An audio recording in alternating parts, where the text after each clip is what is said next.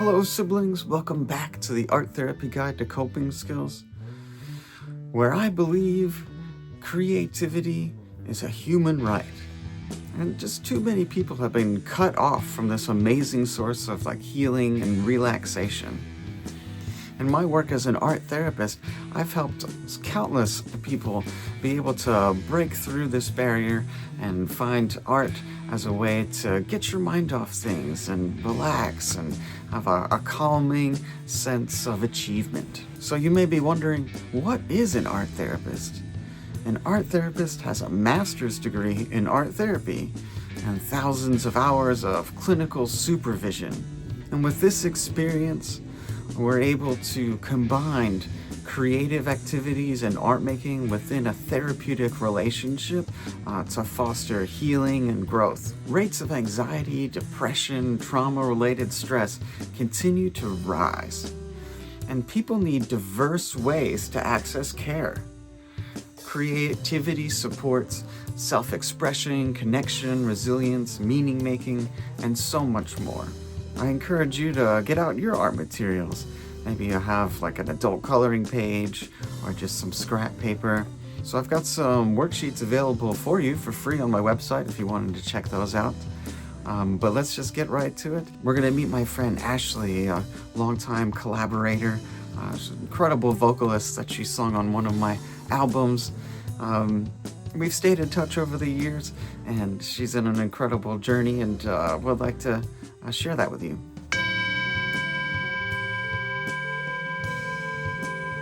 So, I do. Would you like to choose? We also have color pencils here. Would you like to use chalk, color pencil, or oil pastel to maybe choose some safe colors that would represent that safety type of feeling for you? Well, definitely not the chalk. Mm-hmm. We're gonna keep that. Yeah, away. Yeah, I'm gonna go with the oil pastels. I really like them. Yeah, and for you, if you need to use a coping skill or something that brings you that sense of safety or a safe place, what sort of is your go-to, or is there any part of your creative process that makes you feel safe that you would like to share about?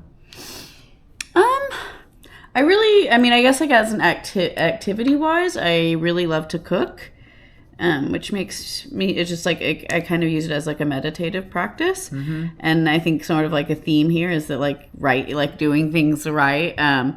With cooking, it's I can go buy a recipe, but ultimately that recipe is never going to turn out the way it says it is on paper. So I get to sort of accept that and be taste as I go and make my own adjustments and get creative in that way, and going a little bit outside the lines that way, which I like. Do you dare go outside the lines? There is no right way. Where do you find a relaxed creative space? I think for me, I have a background in musical theater and vocal performance and things like that, and that's also always been very much about doing the thing the right way. And so I think for a lot of my creative processes, I like to get something done the right way, or what I conceive of being as the right way. First, learn it in its classical form, for example, first, and then I'm able to sort of venture and add my own qualities. But I've always sort of, I think, generally in the creative process, this has always been my tension, is finding a relaxed, open, creative space. Yeah. Am I calm yet? Am I grounded? Oh, I don't know if I'm calm. Well, how do I know if I'm grounded? I'm always overthinking. I'm always trying to find it. So let's start a pattern of breathing from start to finish. From start to finish. There's always an intellectualization happening. So it's hard to, at times, to get just lost in that process. Yes. and find that flow state. It's difficult to just snap on and off when you actually need it. Exactly. Although I will say, like, in my past is like in performance, once you've like prepared for a performance, you've done all this work and you're like in a performance, that was like the most present I've ever been able to be. Like, it's just like, I am this character, I am this other person for this, like, however long, and I'm not thinking about anything else. But that's probably the closest thing I can think of.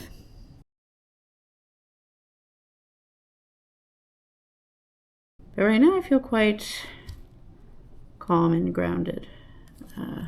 Not overthinking it too much. Though there's definitely, it's still there.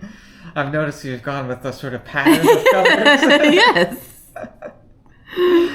And that brings a sense of security and safety too, right? Because now that you started, now that you know what comes next, or have. Don't get me started on the fact that it's going to end in a way that's not like. Yeah, it's not going to complete the pattern. Exactly.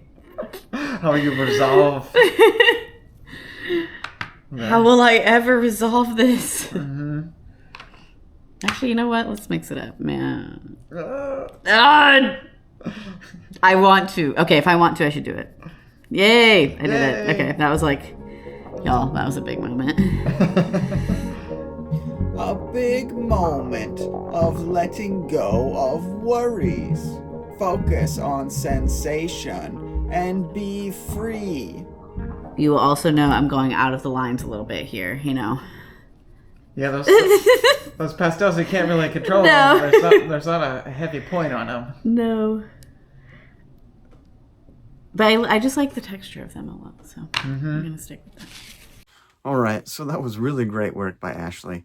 She's really starting to relax into feeling and the sensation, taking time to relax and to allow yourself to just let go can be very rewarding and very recharging. So it says, but watch out for that dragon.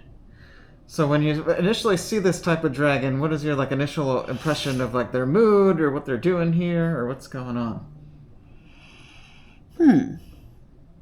I guess my initial instinct is angry, but then I immediately sort of walk that back and think about that as probably a bias of some kind that I have. And so then I try to think about it in a different lens. And I think there's honor and courage here. But yeah, first instinct is angry. Yeah, and that's great. There's sort of those two sides of it, because sometimes people see that and they think, oh it's like this aggressive type of thing with this sword here. But then other people could have the opposite. Well, maybe he's protecting me, and for those struggling with mental health and different things, both of those things could be true, depending on just where you're coming from in that moment. And so the dragon that you color today could be different from the one that you do tomorrow. And that's just part of that process. I'm not angry. I am energy for honor and courage. I'll express myself by punishing my chores and getting things done. It's time to make a change. I'm just going to wing it with these pastels. All right, pastels coming up. Yeah, so when you had this initial idea of what this dragon what mood they're in or what it would represent, we got sort of got the anger one came up, and what was the other one? Honor and courage. Honor and courage, yeah. Yeah. So let's break each one of those down a little bit. All right.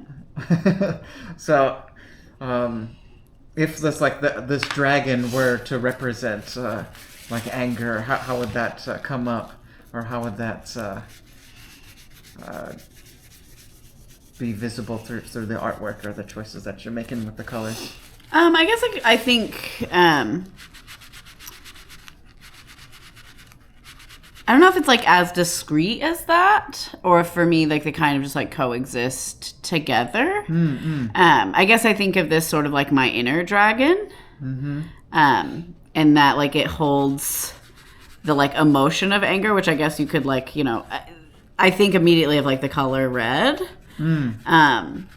But when I like do my own like inner work and stuff, she never appears as red, so that's not what I went with. Yeah. But I do get like overall there's like a darkness, but like it's not like negative darkness, it's like intensity darkness. So that's kind of what I'm trying to go for here. Intensity and fear are often linked. How do you intensely color or ride a bike with intensities? These are tools for self-compassion and connection. By having this time to just have that freedom of openness of just the sensation can help bring that mindful awareness without having to have the burden of just like quiet behind your eyes type of Notice situation. the thoughts, don't judge them. Yeah, that can be kind of challenging. I also notice in my body that like, so usually when I'm sitting and like doing some sort of activity, whether that's like thinking through something, writing, etc., mainly writing, I have like a specific position that I sit in that where I like hold tension in my lower back, and like a lot of times I won't be consciously aware of it until it's like hurting me, and I'm like, like, you know, like, I need to change my position. And I noticed that during this I have not wanted to sit that way, like, or I've like not had the instinct to sit that way, and it feels like almost like the tension is like carried out through my hands instead of being like held in my body while I'm overthinking something, which is, you know, nice for my back today. Notice gravity squeezing every muscle. Where am I holding tension? Give it to me. Release this tension. Give it to the net. Breathe from start to finish. Relax your jaw. Be open and free. Then it kind of falls on the more like heroic side, or like the anger side. Like, would the sword be used like against you or for you, or like is it like what's the is there any sort of thought about that? This is definitely I feel like this is like used to protect me sword. It's not a very like the emotion in it to me is like firm as opposed to like emanating, if that makes sense. Yeah, it's not like a brimming with emotion, sort of like going to like, but more like steadfast. Yeah, it's a protector sword. I feel like the like maybe whatever I'm protecting myself from is gonna like see themselves in the reflection and then be like, you know. I definitely feel calmer, more like in my body, more present. I think it's like just like always interesting to do these sorts of activities. I always learn about myself, and so I think it's interesting to sort of see this progression of like messiness being allowed into the space. And so with that, I think I also feel a little more like free, a little less rigid in my own experience, which is nice. It's awesome. Don't judge me. You know, it's it's therapeutic work. All right, so be kind. Ashley mentioned she felt more free and less rigid, which is super cool, and that this experience was calming. I think that's really awesome and totally worth the risk that it takes to be vulnerable in order to, you start using art as a coping skill. Yeah, so I hope you got something from this interaction today. Please let me know what was helpful or interesting that you learned. What insight did you gain? Well, I hope the main takeaway is just that art therapy is a profession, it's a type of therapy, and that there are licensed art therapists out there that maybe you would meet someday and help you work through some of these difficult issues. I've got some links in the description to my websites and other resources. So yeah, let's stay in touch, and I'll see you next time. Maybe check out one of these other videos.